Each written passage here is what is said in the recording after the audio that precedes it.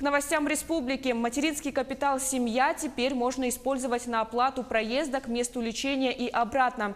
Сегодня, во второй день работы пленарного заседания Якутского парламента, народные депутаты приняли во втором и окончательном чтении изменения в проект этого закона. Потребность в высокотехнологичной медицинской помощи среди населения очень высока. К ней относятся патологии сердечно-сосудистой системы, онкология, эндопротезирование суставов, трансплантация органов и другое. Между тем, не все республиканские учреждения могут оказывать такую помощь. Региональный маткапитал теперь может помочь семьям, чьи дети экстренно нуждаются в высокотехнологичной помощи не только в Якутии, но и за ее пределами.